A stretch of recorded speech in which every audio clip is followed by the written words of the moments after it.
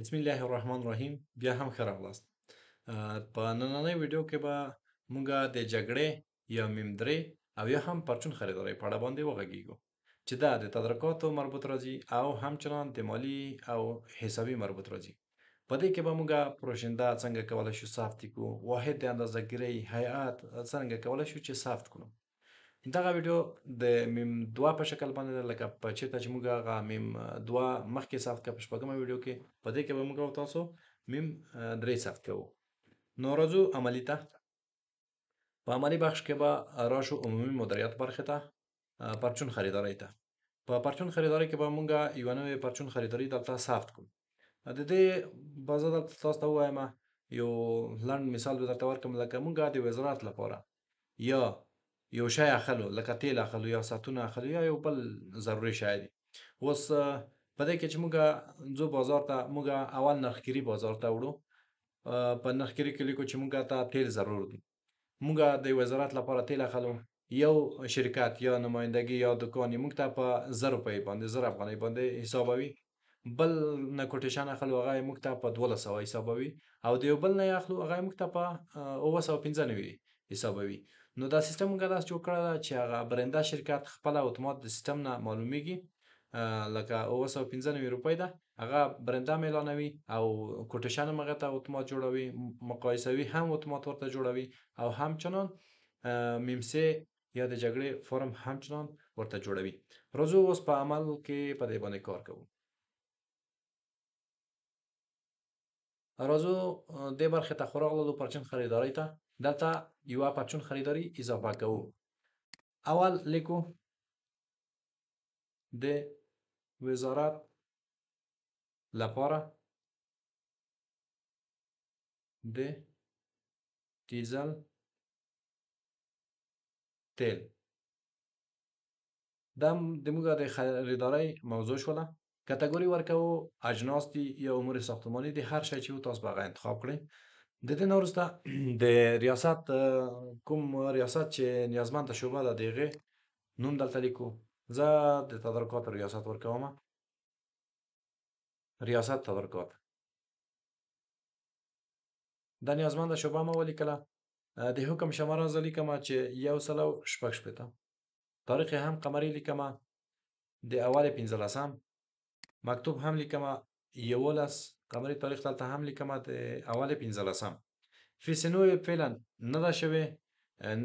نظر تخنیکی شوی ده، نظر براورد هم شوی ده، نظر سایر نظریات هم شوي دي.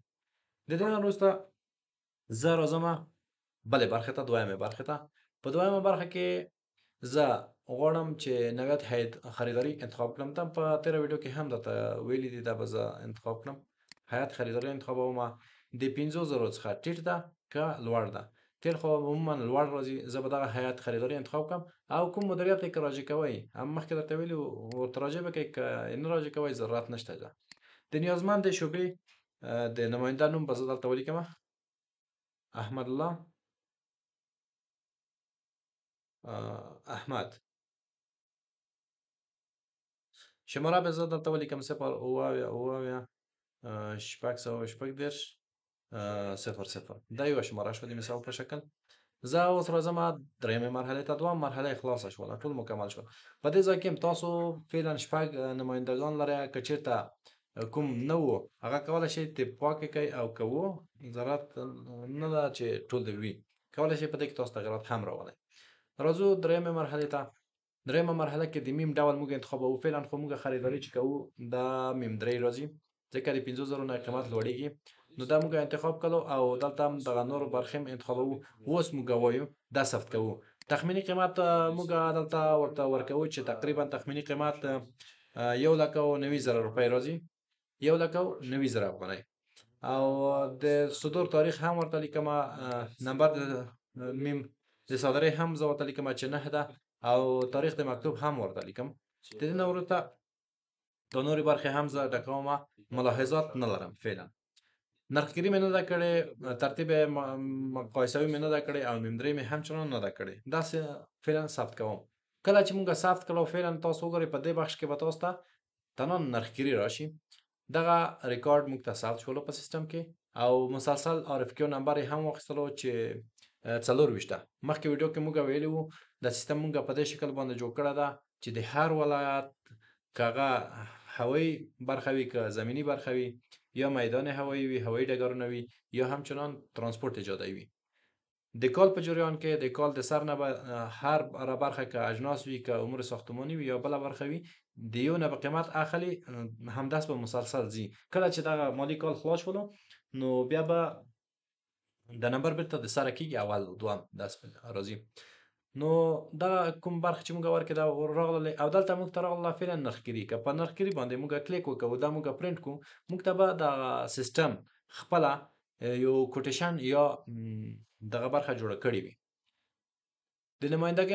د نماینده نوم دلته راځي شماره راځي هغه کوم شی چې موږ اخلو هغه موضوع دلته راغله او نوع د اجناسو دلته راغله چې دا اجناس دي د دې نه وروسته دغه د RFQ نمبر مسلسل دلته راځي او تاریخ راځي هیئت خریداري موږ ورکړی او هیئت خریداري راځي او دلته هر سیستم یا یوزر چې د برخه پرینټ کوي د هغې نوم به راځي فعلا خو موږ او تاسو چې یو څه ډیټا نه لرو اجناس هم نه دي پکې اضافه کړي فعلا په دو شکل راځي موږ اوس راځو په دو کې ډیټا اضافه کوو نو دلته به زه اوس تاسو ته وښیم چې څنګه موږ تاسو ډیټا پکې اضافه کولی شو زه راځم بک لارښوونه باندې کلیک کوم او دلته راځم اول خو به تاسو ته وښیم چې د دې لپاره موږ کولی شو سکن اضافه کړو په سکن باندې تاسو کلیک وکوئ فعلا موږ سکن نه لرو دلته موږ لرو سکن اضافه کول سکن دلته اضافه کوو فعلا دغه یو دانه سکن زه اضافه کوم درخواستي نرخګیري په دې باندې مې کلیک وکړو دغه درخواستي ده په دې باندې کلیک کوم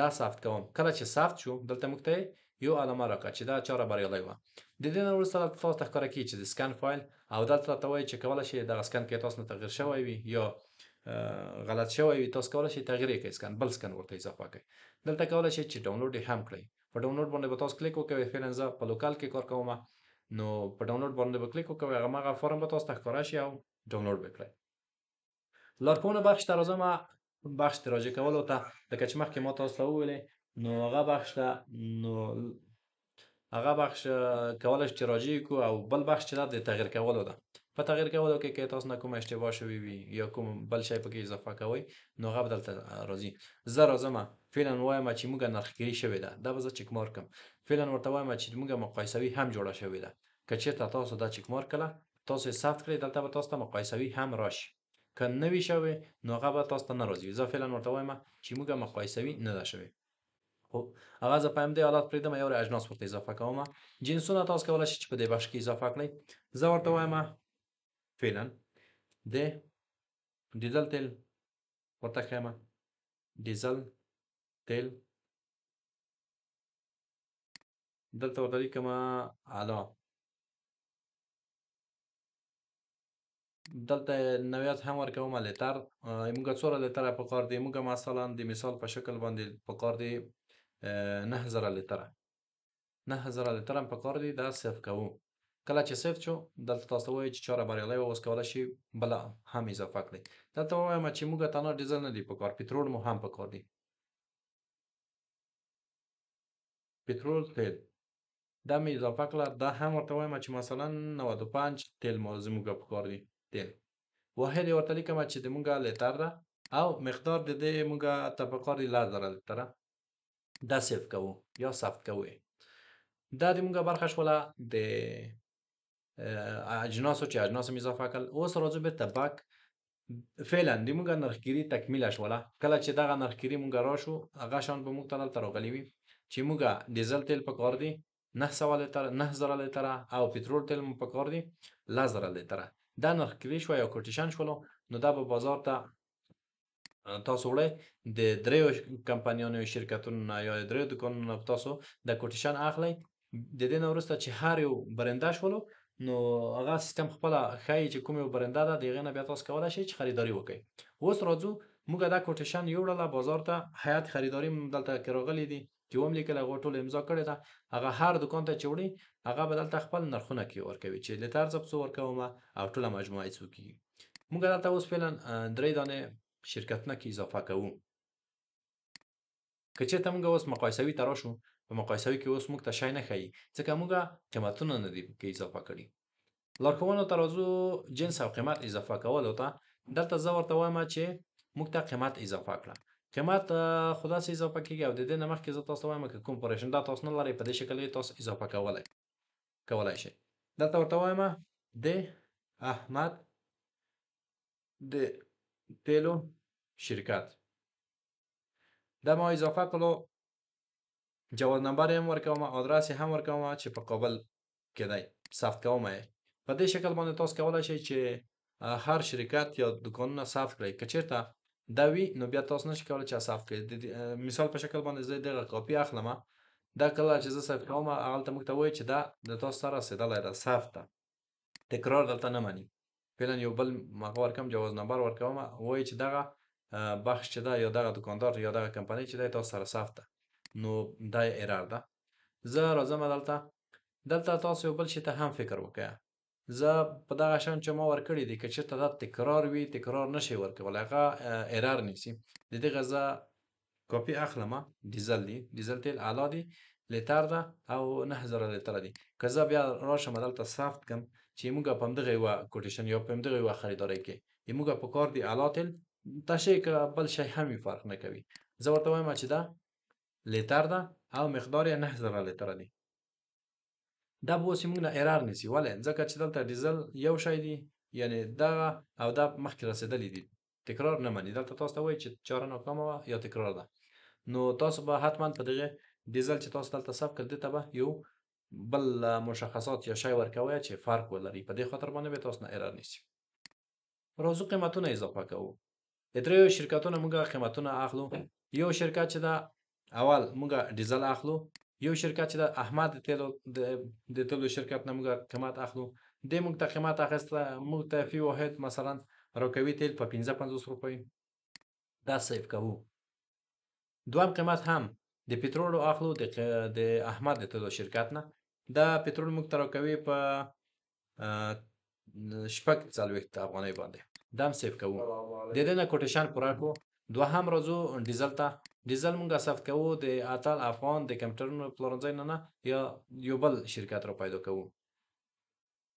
آغاز نوین کابل لیمیټډ په دو کې موږ وایو چې په 55 موږ ته قیمت را کړی ده، یا یې ورکوو چې په 152 قیمت موږ ته را کړی ده او دا سیف کوو. دوهم موږ راځو پټرول ثبت کوو د همدغه آغاز نوین نه. دوهم موږ ته قیمت را کړی ده په 49 افغانۍ. اوس راځو یو بل شرکت هم موږ سیف کوو. ډیزل ته اخلو د مثلا مثال د اتل افغان نه. د اتل افغان نه یې اخلو په 40 روپۍ باندې او پټرول هم د اتل افغان نه اخلو په د مثال په شکل د دې نه اخلو په 60 روپۍ باندې. دا قیمت موږ ته راکړو. دا قیمت شول. اوس ټول قیمتونه موږ ته دلته راغلل، د دریو شرکتونه ټول مکمله مجموع موږ ته راغله. راځو باک. دلته اوس موږ ته سیستم مقایسوي په خپله جوړه کړله. مقایسوي ته راځو. موږ دلته لیکلي چې د سند شماره څو ده، نور تخمیني قیمت یې موږ ته راکړی و 1,90,000 افغانۍ. نو فعلا موږ دوه رقمتۍ لرو، یو چې دا ډیزل ده بل پټرول ده. فی واحد آغاز نوین شرکت چې موږ ته قیمت راکړی په 150 ده چې دومره روپۍ کېږي 4,09,50,000 او دغه بل قیمت چې راکړی ده په 940 ده دا هم 4,90,000 روپۍ کېږي. دغه نور یې همدغه سته. خو د دې نه اوس موږ ته دا درې شرکتونه چې راغلل، اول شرکت چې شو برنده شرکت چې شو آغاز نوین کابل لیمیټډ شو. دو په 9 لکه مجموع 9,09,000 افغانۍ شوله. د احمد د تیلو شرکت موږ ته په 9,55,000 راکوي او دبل چې شو 10 لکه تقریبا 1,000,000 ته وختله. نو اوس فعلا برنده شرکت څوک شولو؟ دلته هم تاسو ته وښودلی شو چې نظر به قیمت‌های اخذ شده از بازار آغاز نوین کابل لیمیټډ نازلترین قیمت را پیشنهاد کرده. نو برنده همدغه شو. تاسو به دغه کوټیشن واخلئ، دا به پرینټ کړئ. په دې شکل باندې مقایسوي موږ ته سیستم اتومات جوړه کړله. د دې نه وروسته موږ راځو میمسې هم ورته وایو چې میمسې هم د موږ تکمیله شوله. درېیمې مرحلې ته راځم، ورته وایم چې کنټرول هم شوله، بیل هم شوله او میمسې هم شوله. دا سیف کوم. ایجاد څنګه کوم؟ سیف کوم. اوس موږ ته وګوره، دا چې کله سیف کو موږ ته همغه چا چې نازلترین قیمت را کړی ده د هغې مجموع ښایي چې 9,09,000 افغانۍ مجموع شوله. دغه قیمتونه چې راکړي ده. اوس ګورئ زه په دې کې یو څه تغیرات درته راولم چې تاسو ته دقیق معلوم شي. اول برنده شرکت د موږ څوک ده؟ د موږ په دو کې اول برنده شرکت آغاز نوین شرکت ده. په دو کې زه تغییرات راولم. اوس به تاسو وګورئ چې موږ ته برنده شرکت بل څوک اعلانیږي. آغاز نوین شرکت دغه یو ده. په دو کې زه ورته وایم چې دغه د قیمت چې موږ ته راکړی ده 1.50 قیمت چې موږ ته راکړی دا 1.50 نه ده په اصل کې دا 9 افغانۍ ده. 9 افغانۍ موږ ورکړو دا هم ثبت کړو. اوس راځو سیستم ته لګ اوټ کیږو دلته مقایسوي ته. کله چې اوس وګورو د موږ د احمد د تیلو شرکت اول شولو برنده شولو ځکه نازل ترین قیمت د دو شو 9,55,000 افغانۍ شو. هغه بل چې و آغاز نوین دغه تقریبا 12,91,000 افغانۍ شولو. نو په دې شکل باندې تاسو کولای شئ چې دغه مقایسوي خپل سیستم درته جوړ کړئ. میم درې خپل سیستم درته جوړ کړئ. د کار د اسانتیا لپاره تاسو کولای شئ چې ډبل انټر ووهئ. دا صفحه به تاسو ته پرنټ کیږي. یا هم کولای شئ چې د دې نه شاته وځئ د اسکیپ بټن ووهئ تاسو ته به شاته راوځي. نو دغه وه د نن ورځې ویډیو په دې شکل باندې ان شاء الله چې یو څه سره مې پرې خلاص شوی وي. په ګزارشاتو برخه کې به هم زه تاسو ته وښیم. د نن ورځې ګزارش زه تاسو ته ښیم. راځمه ګزارش د پرچون خریدارۍ ته ورته وایم چې فقط ماته د نن ورځې ګزارش وښیه. د نن ورځې ګزارش به تاسو ته وښیي چې د وزارت لپاره ډیزل تیل دي. ریاست نیازمنده شعبه چې د تدارکاتو ده او میم درې ده دغه نمبرونه دي. نیازمندې شعبې چې موږ ته کوم قیمت راکړی و 1,90,000 و. حقیقي قیمت چې و هماغه کوم برنده شرکت چې ده هغه موږ ته کوي هغه نور نه راته کوي 9,55,000 روپۍ ده. او هغه د ګټونکي شرکت یا دکان یا کمپنۍ نوم چې ده د احمد د تیلو شرکت ده. نور د خریدارۍ واحد چې ده هغه ریاست تدارکات ده. تاریخونه ورکوي کوم هیئت خریداري چې دغه ده د چا په واسطه ثبت شوی ده او پی ډی اف هم چې ورکړی ده هغه دلته راته کوي. دغه ټول مجموع تاسو ته دلته ښیي چې مجموع شوله 9,55,000 افغانۍ. که چېرته تاسو یې دو سره یو څه تغیرات نور راولئ مثلا زه ورته وایم چې د پرون ورځې ډیټا هم موږ ته صف وښیه هغه چې تاسو ته وښیي وینې دا دواړه به سره جمع کوي 9,55,000 او 112 دلته یې په پښتو حروفو هم تاسو ته ښیي.